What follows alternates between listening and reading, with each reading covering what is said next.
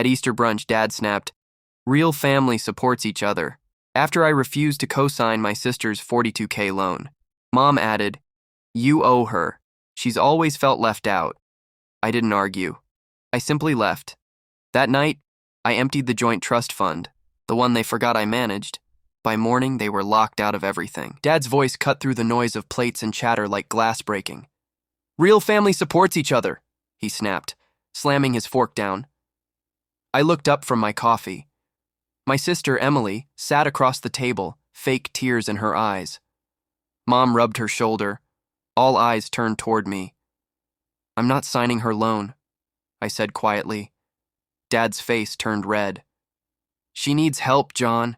You've always been selfish." I stared at him, feeling that familiar burn in my chest. Same tone, same guilt, every single time. Mom sighed, "You owe her. She's always felt left out because of you." I wanted to laugh. Left out? Emily got everything. The house, the car, their approval. I didn't argue. I just pushed my chair back, the wood scraping against the floor. "Enjoy your brunch." Emily's voice followed me as I left.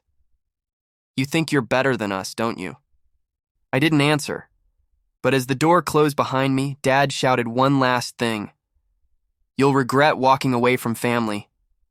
He was right, but not for the reason he thought. Who is the narrator? My name's John Hale, 28, born and raised in Boston.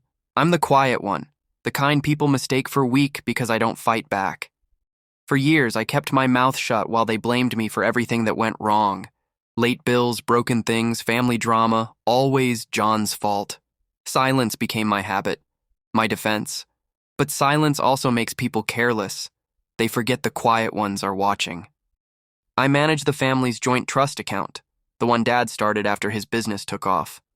I handle the paperwork, taxes, transfers. They never ask questions.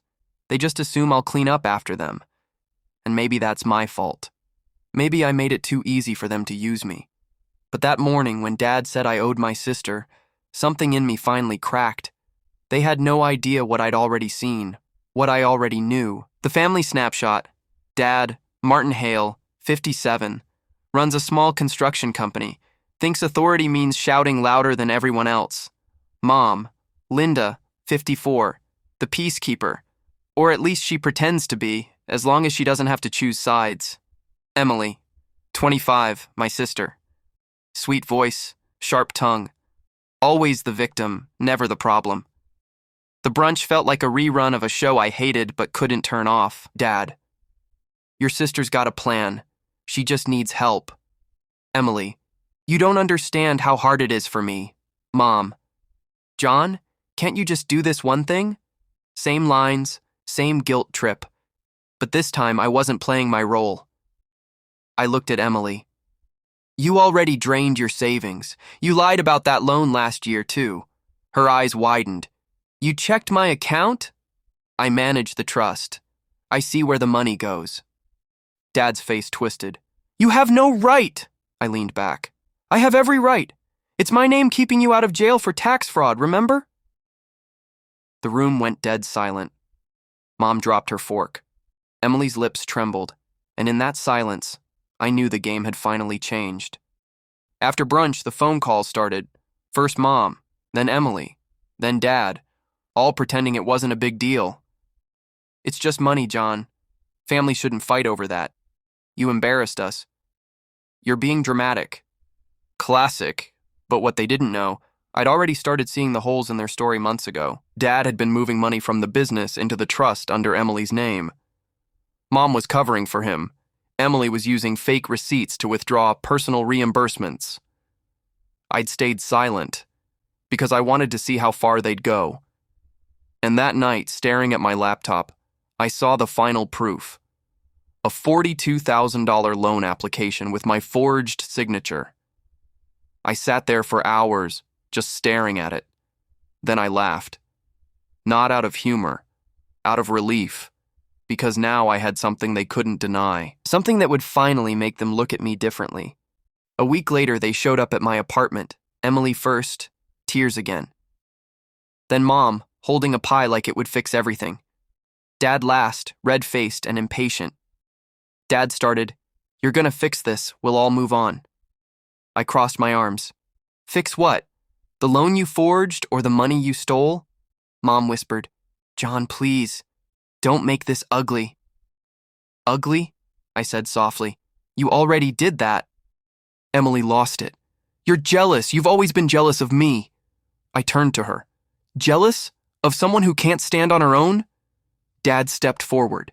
"Watch your tone." I didn't move. "Or what? You'll hit me like you used to?" The air froze. Mom gasped. Emily looked away. Dad's jaw clenched. "That was years ago." "Yeah," I said. "But I remember." He didn't say another word, because he knew the quiet kid finally stopped being quiet. When I was 17, Dad made me take the blame for his company's tax error. Said, "You're young, it won't ruin your record." I spent that summer working 2 jobs to pay off the fine. He never thanked me. Mom said, "It's better this way, keeps peace." Emily got a new car that same month. That's when I learned silence wasn't peace. It was punishment. I stopped expecting fairness. I just focused on surviving, studied accounting, got a degree, built stability, but every success I had, they took credit for. John's smart because of his dad's work ethic. John got that job because of his family name. They used my silence as proof that I agreed. They never saw it as protection. For them.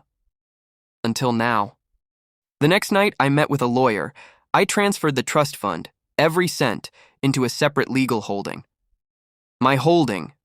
By law, I had the right. They'd signed that authority over to me years ago, trusting I'd never use it. When Dad called the next morning, he was panicking. "Our accounts are frozen. What did you do?" I said calmly, "I did what you taught me. I took care of family business." Emily screamed in the background. Mom cried. Dad said, "You'll ruin us." I paused. "No, Dad, you already did." Then I hung up. That night, I got a message from Mom. "You were supposed to protect us." I stared at it for a long time before replying, "I did. I protected you from yourselves." They showed up at my building again. Emily was shaking, mascara running down her face. "You can't do this. I'll lose everything." I opened the door halfway. "You already did." Dad tried to push through. I didn't move. "You're nothing without us," he said. I looked him dead in the eye. "Then why are you the one knocking on my door?" Silence. Heavy. Real. Mom finally whispered, "John, please. We're still your family." I sighed. "You only remember that word when you need something." I could have yelled. I could have destroyed them.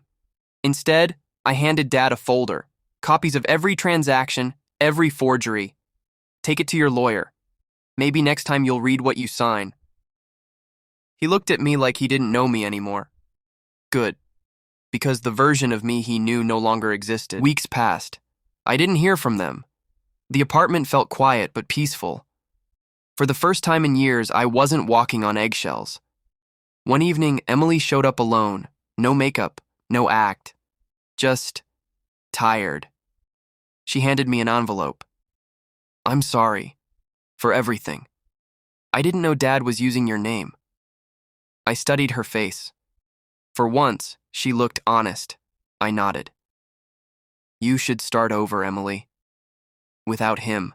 She smiled weakly. "You sound just like Mom." "I sound like someone who finally learned to stop saving people who never saved me back."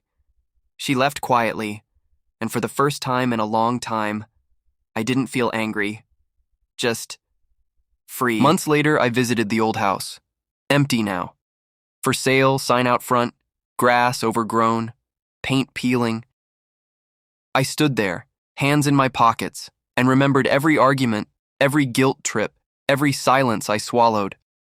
And then I smiled. Not out of victory, but peace. They'd have to face the truth now. I didn't destroy them. Their lies did. I walked away, whispering to myself, "For the first time, I don't carry their weight anymore." I didn't win, I just stopped losing. Sometimes that's enough. If you were in my place, Would you forgive them? Or would you walk away forever? Tell me in the comments, your voice matters. Share what you'd do if your family crossed that line. Like this if you've ever been the quiet one, the one who carried everything in silence. Subscribe for more stories that remind you, silence doesn't mean weakness.